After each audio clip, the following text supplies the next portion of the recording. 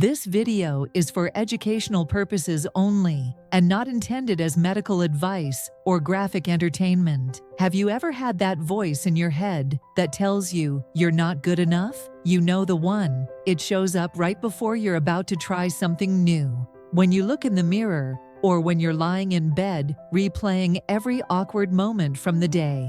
Yeah, that voice? That used to be my constant companion.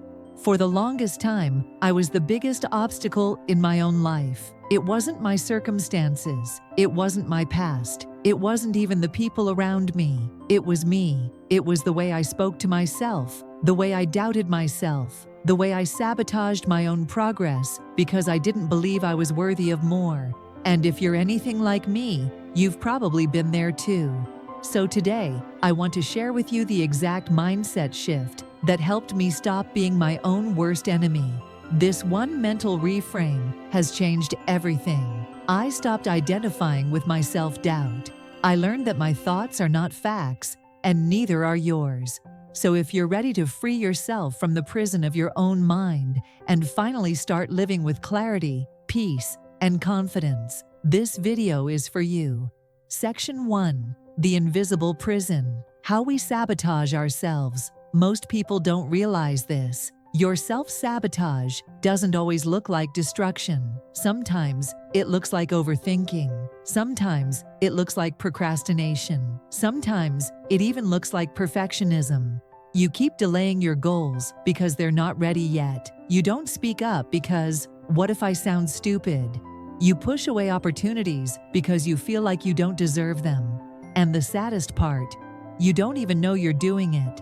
This is how we live trapped in our own minds, fighting invisible battles every single day. The fear, the doubt, the shame, and worst of all, the belief that we can't change, but we can. And it starts with separating your identity from your inner critic. Section 2. The mindset shift that changes everything. Here it is. The mindset shift that set me free. You are not your thoughts. You are the thinker of your thoughts. Let that sink in. Your mind can create thoughts like, I'm not good enough, or I always fail, or no one really cares about me. But those thoughts, they're not who you are. They're just habits, neural patterns, scripts you've picked up along the way. And just like habits can be unlearned, those thoughts can be challenged and replaced. So what happens when you stop believing every thought that crosses your mind? You get your power back. You begin to observe your mind, not obey it. You create distance, and that distance, that's your freedom. Section 3.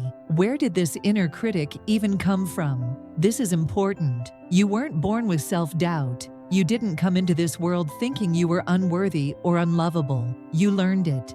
Maybe it was a parent who criticized you too much. Maybe it was a teacher who made you feel small. Maybe it was social media constantly showing you people better than you. Somewhere along the way, you started to believe that your value is tied to your achievements, your appearance, or how much others approve of you.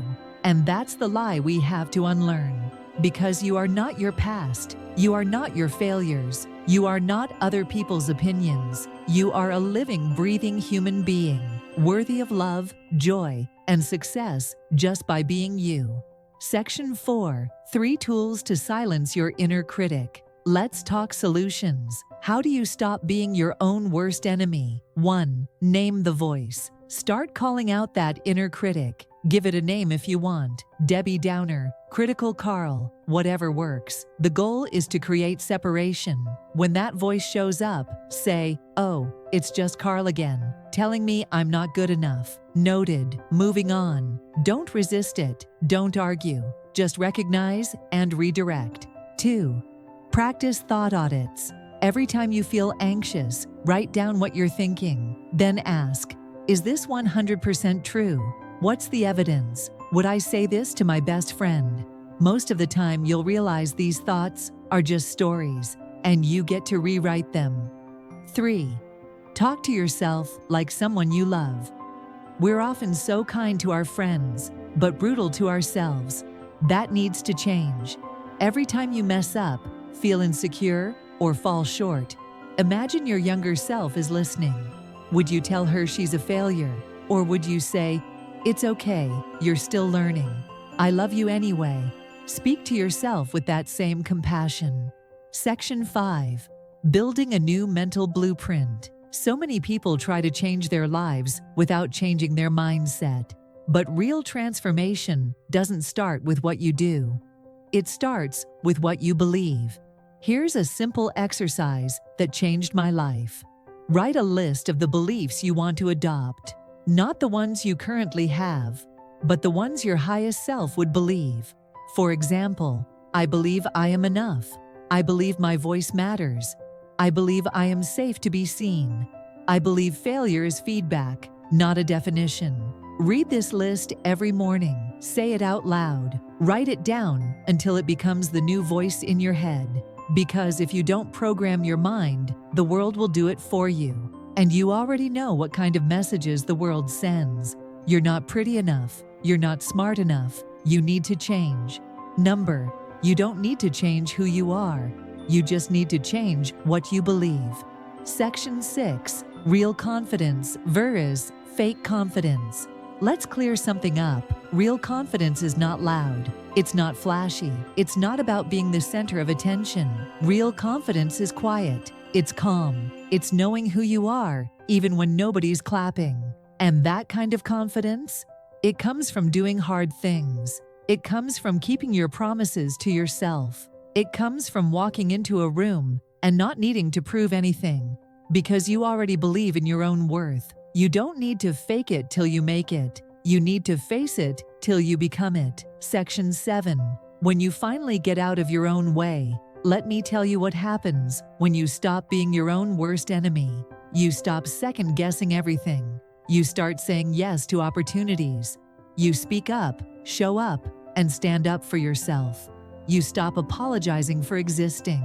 You feel lighter. You smile more. You begin to realize that life was never about being perfect. It was about being present. And suddenly, you are no longer scared of what might go wrong. You're excited about what might go right. If no one's told you this today, let me be the first. You're allowed to believe in yourself. You're allowed to take up space. You're allowed to start over. And most importantly, you're allowed to like yourself. You don't need to be anyone else. You don't need to earn your worth. You already have it. So from this moment forward, stop shrinking. Stop hiding. Stop waiting for permission. The life you want, it starts when you stop being your own worst enemy. I want to hear from you. What's one belief you're letting go of today? Drop it in the comments. Let's support each other on this journey. And remember, I read every single comment, and I'm rooting for you. Thank you so much for watching and for doing the brave work of becoming yourself. You've got this. See you next time.